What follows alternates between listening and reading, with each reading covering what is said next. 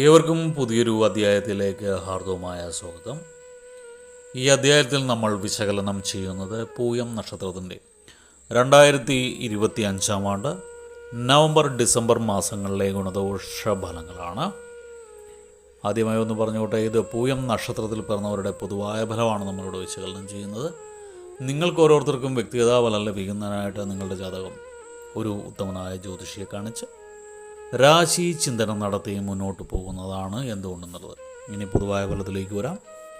ഈ പൂയം നക്ഷത്രത്തിൽ പിറന്നവർക്ക് 2025 ആണ്ട് നവംബർ ഡിസംബർ മാസങ്ങളൊക്കെ വളരെ ഗുണകരമായിട്ടാണ് കാണുന്നത്. ധനപരമായിട്ടുള്ള ക്ലേശങ്ങളൊക്കെ നിങ്ങൾക്ക് ഒരുവിധം മാറിക്കിട്ടുന്നതാണ്. ധനപരമായിട്ടൊക്കെ ഉന്നതിയിലെത്താൻ പറ്റുന്ന ഒരു യോഗമുള്ള സമയമാണ്. ഇതിലെടുത്ത് പറയേണ്ടത്, നിങ്ങൾ ആരെയും ഈ സമയത്ത് ഈ നവംബർ ഡിസംബർ മാസങ്ങളിലൊക്കെ അന്ധമായി വിശ്വസിക്കരുത്. ആരെങ്കിലൊക്കെ എന്തെങ്കിലുമൊക്കെ പറഞ്ഞാൽ അടുത്ത് കൂടുകയാണെങ്കിൽ അതൊന്നും അന്ധമായി വിശ്വസിച്ച് ഇൻവെസ്റ്റ് ചെയ്യുക, അല്ലെങ്കിൽ അതുപോലുള്ള കാര്യങ്ങൾ എടുത്തു ചാടുകയൊന്നും ചെയ്യരുത്. നിങ്ങൾക്ക് ഈശ്വരാനുഗ്രഹമൊക്കെ വളരെ കൂടുതലായിട്ട് കാണുന്ന സമയമാണ്. നിങ്ങൾക്ക് ഈ വർഷത്തിൽ ഏറ്റവും കൂടുതൽ ഈശ്വരാനുഗ്രഹം ലഭിക്കുന്ന സമയം ഇതാണ്. നിങ്ങൾക്ക് ഊഹക്കച്ചവടമൊക്കെ നടത്തുന്നവരാണെങ്കിൽ അത് നഷ്ടത്തിൽ കലാശിക്കാനുള്ള സാധ്യതയുണ്ട്. ഷെയർ മാർക്കറ്റ് ബിസിനസ് ചെയ്യുക, ഊഹാപോഹങ്ങളൊക്കെ വെച്ചിട്ട് ബിസിനസ് ചെയ്യുന്നവർക്കൊക്കെ അത് നഷ്ടത്തിൽ കലാശിക്കാനുള്ള സാധ്യത കൂടുതലായിട്ടുണ്ട്. നിങ്ങൾക്ക് ധനലാഭം നല്ല രീതിയിലൊക്കെ നവംബർ ഡിസംബർ മാസത്തിലൊക്കെ ധനലാഭം നല്ല രീതിയിലുണ്ടാകും.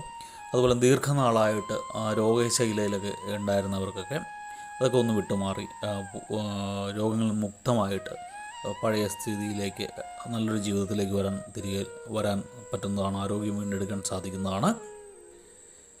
നിങ്ങൾക്ക് അതുപോലെ തന്നെ ശത്രുദോഷവും കുറയാനുള്ള സാധ്യത കൂടുതലായിട്ട് കാണുന്നു. നിങ്ങൾ യാത്രാവേളകളൊക്കെ കൂടുതൽ ശ്രദ്ധയോടുകൂടി വേണം.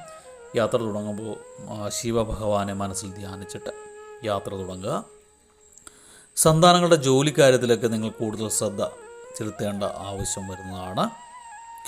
നിങ്ങളുടെ ദാമ്പത്യ ജീവിതം ഒരുവിധം സന്തോഷകരമായി തീരും. ദീർഘനാളായിട്ട് സ്വരച്ചേർച്ചയില്ലായ്മ ഉണ്ടായിരുന്നെങ്കിൽ അതൊക്കെ മാറി സന്തോഷകരമായ ഒരു ജീവിതത്തിലേക്ക് നിങ്ങൾക്ക് പോകാൻ സാധിക്കുന്നതാണ്.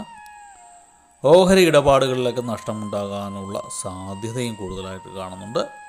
അതുകൊണ്ട് ഷെയർ മാർക്കറ്റ് ബിസിനസ് ചെയ്യുന്നവരൊക്കെ ഒന്ന് ശ്രദ്ധിക്കുക. നാൽക്കാലികളിൽ നിന്നൊക്കെ പ്രതീക്ഷിച്ചതിൽ കവിഞ്ഞ നേട്ടം കിട്ടുന്ന സമയമാണ്. നല്ല രീതിയിലുള്ള വരുമാനം നാൽക്കാലികളിൽ നിന്നുണ്ടാവും. എന്നാൽ ഉദ്യോഗസ്ഥന്മാർക്ക് അത്ര ഗുണകരമല്ല. മേലുദ്യോഗസ്ഥരുമായിട്ടൊരു അകൽച്ച ഉണ്ടാകാനുള്ള സാധ്യത കൂടുതലായിട്ട് കാണുന്നുണ്ട്. ഇതിലെടുത്തു പറയേണ്ടത്, നിങ്ങൾ മനസ്സിനെ അലട്ടുന്ന പല പ്രശ്നങ്ങൾക്കും പരിഹാരം കണ്ടെത്താൻ സാധിക്കുന്ന സമയമാണ്. വസ്തു സംബന്ധമായിട്ടുള്ള തർക്കങ്ങളൊക്കെ ഒരുവിധം പരിഹരിച്ചു പോകാൻ സാധിക്കും. അതുപോലെ തന്നെ ശത്രുക്കളുടെ ഉപദ്രവവും കുറയുന്ന സമയമാണ് നവംബർ ഡിസംബർ മാസം. സന്താനങ്ങൾക്ക് ദൂരദേശത്ത് തൊഴിൽ യോഗം കാണുന്ന ഒരവസ്ഥ ഉണ്ടാകുന്നതാണ്. നിങ്ങൾക്ക് കഷ്ടനഷ്ടങ്ങളിൽ നിന്നൊക്കെ ഒരുവിധം മോചനമുണ്ടാവും. വർഷാവസാനമാകുമ്പോൾ, അതായത് ഡിസംബർ മാസം അവസാനത്തോടുകൂടി ആകുമ്പോൾ കാലം കൂടുതൽ അനുകൂലമായിട്ട് വരുന്നതാണ്. നിങ്ങളുടെ ആരോഗ്യസ്ഥിതിയൊക്കെ നല്ലപോലെ മെച്ചപ്പെട്ടു വരും.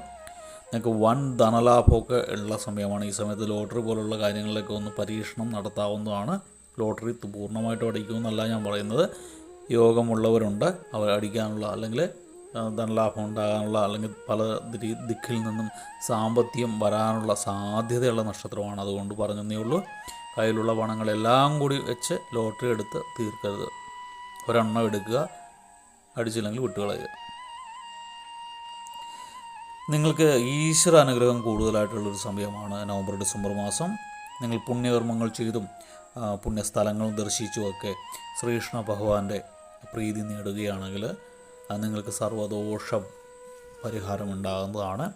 ഇതിലെടുത്ത് പറയേണ്ടത്, നിങ്ങൾ ഈ ബുധനാഴ്ചയോ വ്യാഴാഴ്ചയോ ഒക്കെ നിങ്ങൾക്ക് ശ്രീകൃഷ്ണ ക്ഷേത്രം ദർശിക്കാവുന്നതാണ്. ബുധനാഴ്ചയാണെങ്കിൽ ശ്രീകൃഷ്ണ സോമക്ഷേത്രം ദർശിക്കുക. വ്യാഴാഴ്ചയാണെങ്കിൽ മഹാവിഷ്ണുവിൻ്റെ ക്ഷേത്രം ദർശിക്കുക. ബുധനാഴ്ച ശ്രീകൃഷ്ണ സോമക്ഷേത്രത്തിൽ ചെല്ലുമ്പോൾ പച്ച നിറത്തിലുള്ള വസ്ത്രങ്ങൾ ധരിക്കുക. ഭഗവാന് പച്ചപ്പട്ട് കാൽക്കൽ വെക്കുക. ഉടയാട സമർപ്പിക്കുക. കുന്നിക്കുരു മഞ്ചാടിക്കുരു സമർപ്പിക്കുക. അതല്ല എങ്കിൽ തുളസിമാല സമർപ്പിക്കുക. അതോടൊപ്പം തന്നെ നിങ്ങളുടെ പക്കപ്പിറന്നാൾ ദിവസം, അതല്ല എങ്കിൽ ബുധനാഴ്ച ദിവസമൊക്കെ അന്നദാനം നടത്തുക. അത് ക്ഷേത്രത്തിൽ നടത്തണമെന്നല്ല ഞാൻ പറയുന്നത്. വിശന്നിരിക്കുന്ന ആർക്കെങ്കിലും ഒരു നേരത്തെ അന്നം കൊടുക്കാൻ പറ്റിയാൽ അത് പുണ്യമാണ്. അപ്പോൾ അതൊക്കെ ചെയ്തു കഴിഞ്ഞാൽ ഭഗവാന്റെ അനുഗ്രഹത്താൽ കുറേയൊക്കെ മോശം സമയം മാറി ഇപ്പോൾ ആണെങ്കിൽ ഭഗവാൻ നിങ്ങളെ ശ്രദ്ധിച്ചുകൊണ്ടിരിക്കുന്ന സമയമാണ്. അപ്പോൾ ഇപ്പോൾ എന്തെങ്കിലുമൊക്കെ ചെയ്തു കഴിഞ്ഞാൽ അതിൻ്റെ ഇരട്ടി ഫലം കിട്ടുന്നതാണ്. അപ്പോൾ അതുപോലെ തന്നെ വ്യാഴാഴ്ചകളിൽ വിഷ്ണു ക്ഷേത്രത്തിൽ തിടപ്പള്ളിയിലെ വിഷ്ണു ക്ഷേത്രത്തിൽ പത്മമിട്ട് പാൽപ്പായസം നിവേദിക്കുന്നത് എന്നുള്ളതാണ്. ഇത്രയൊക്കെ ചെയ്തു കഴിഞ്ഞാൽ ഭഗവാന്റെ കാരണത്താൽ മുഴുവൻ ദോഷഫലങ്ങളും മാറി സൽഫലങ്ങളുടെ മാറ്റം വർദ്ധിക്കുന്നതാണ്.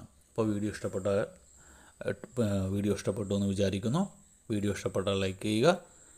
തുടർന്നുള്ള മാസങ്ങളിലെ വീഡിയോ കൃത്യമായി ലഭിക്കുന്നതിനായിട്ട് ചാനൽ സബ്സ്ക്രൈബ് ചെയ്തിട്ടില്ല എങ്കിൽ സബ്സ്ക്രൈബ് ചെയ്യുക. ഒരിക്കൽ കൂടി നന്ദി പറഞ്ഞുകൊണ്ട് നിർത്തുന്നു. നന്ദി, നമസ്കാരം.